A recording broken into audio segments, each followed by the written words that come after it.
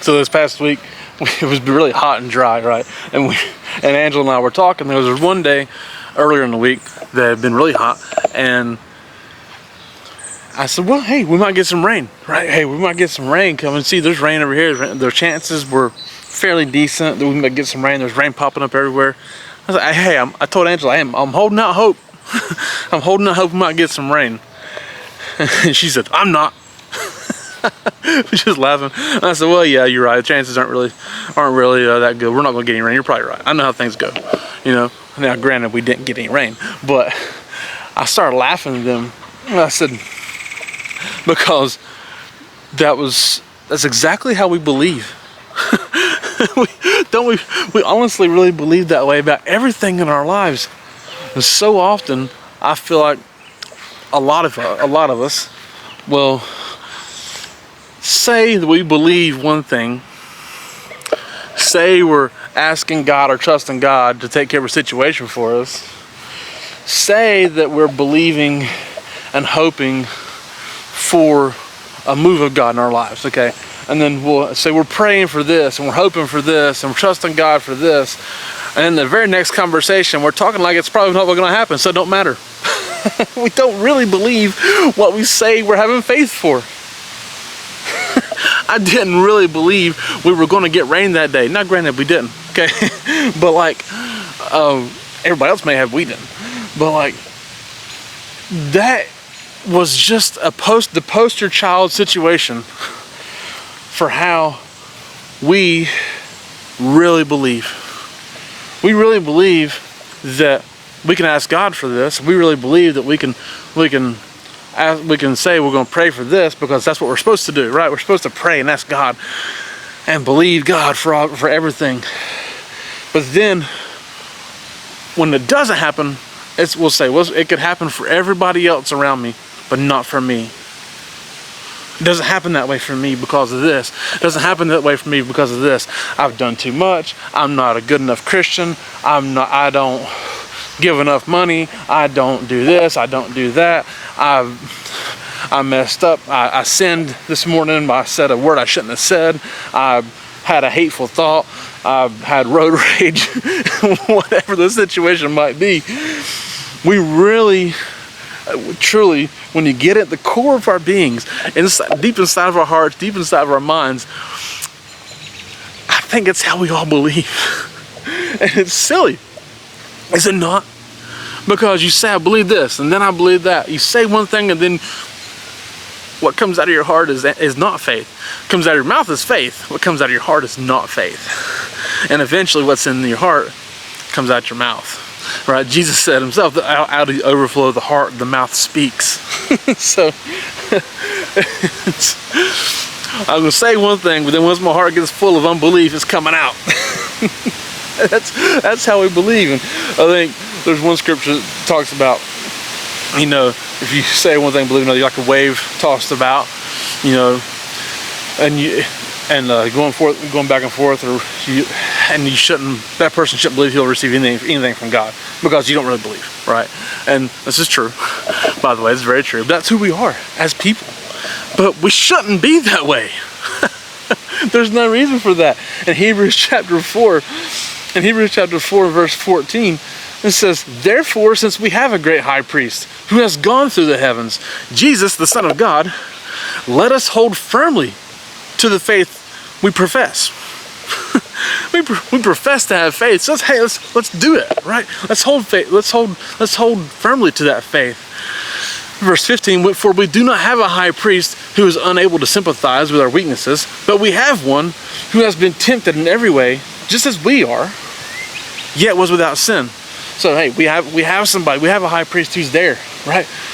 He understands what we're going through. He's been there before. He understands how we may not have the faith that we should have because we're weak.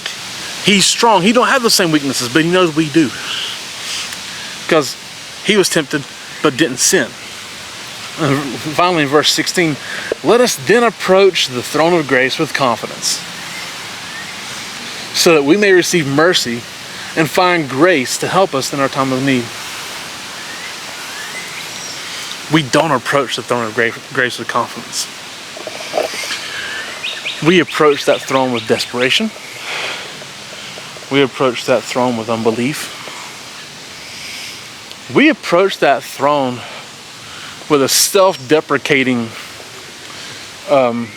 humility. It's not really humility, it's self-hate. It's self-hate and humility are two different things, okay? Let's be honest. Self-hate and humility are two different things, in my opinion. That is, okay? But we approach this throne of grace then with arrogance. The other side, with arrogance that I deserve something from you, God. Well, that's wrong too. You know? But confidence. What's the difference here? Why can we approach it with unbelief? We can approach it with self-deprecation. We can approach it with arrogance. We can approach it with all these things, but we don't approach it with confidence. It's confidence knowing that my God can work. My God will work in His timing, not in my timing. Because who am I to tell God when I need something and what time I need it? He knows, by the way. I mean, but who am I to tell Him how to operate? It's not, right? Say, God, I need this, and I need it next week because I'm sick and tired. You know. No, we're desperate sometimes, right? Sometimes your desperation will create a different thing. Will create the wrong attitude there, right? But why can we do everything but be confident? So we can have an unrealistic idea of who we are and expect that God's supposed to work in our favor because of who I am, right? Well, don't you know my name is Jason? I deserve this. Okay, right? No, I don't deserve it. I promise you, I've seen the movie of my life. I don't deserve it. Okay, but we can approach it with desperation. God, I can't do this anymore. And desperation is close to what you need, but desperation sometimes is filled with unbelief because things hadn't been working out for you. So you're so desperate that I guess I need to ask God. Right? I guess I need to ask God. I'm desperate. He's the only one left. Desperation can create confidence, it can create faith, but it can also create unbelief. It's a funny thing. And so but then we'll go self-deprecating, right? All right, God, I'm going to ask you, but this is me. I'm not terrible. And I ask God because I'm whatever. That's what I'm supposed to do, but it ain't going to work out for me because I'm such a terrible person. Well, we need to fix that too, okay? So, why can't we just say, Lord, I know you, right? And this is what Hebrews right here was telling us. We have a great high priest who has gone through the heavens. His name is Jesus. He's the Son of God. He's gone through all this stuff. He's the great high priest here it talks about, right? He's a high priest who's been there. He's done that. He's walked our shoes. He's walked 10,000 million miles in our shoes. And even the shoes that we didn't wear that somebody else may have worn, but He's done it all. Didn't fail. Has no weaknesses. He's there. He is the throne of grace. Why can't we approach Him, that person, that being, that God, that Lord, that Savior, with confidence? We should be able to hold tightly to our faith that we professed. We say we believe this, and we should be able to hold tightly to that faith and go to that throne of grace with confidence, knowing that He's going to hear us, He's going to work, things are going to work out in our favor in His time.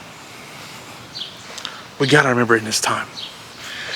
That might be where we lose our faith. It didn't happen in our time, right? It happened in His time. Well, whose time's right?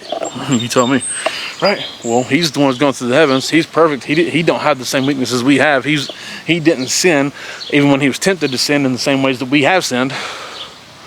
So maybe His timing's right. Hey, I struggle with that too. I want it in my time, right now, because I'm done dealing with what I'm dealing with, right? I'm done with this part of my life. I'm done with this situation. I need it now. Right? When the reality is,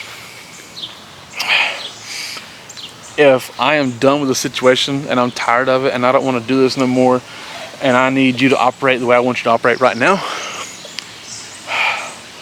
my faith probably needs to grow a little bit. I need to persevere a little bit more. I need to get a little bit stronger. I need to do things a little bit better, in a better manner, to trust God more in that situation, knowing that He can take care of it in His time, in the right way. Because what I'm asking Him to do probably isn't the right way.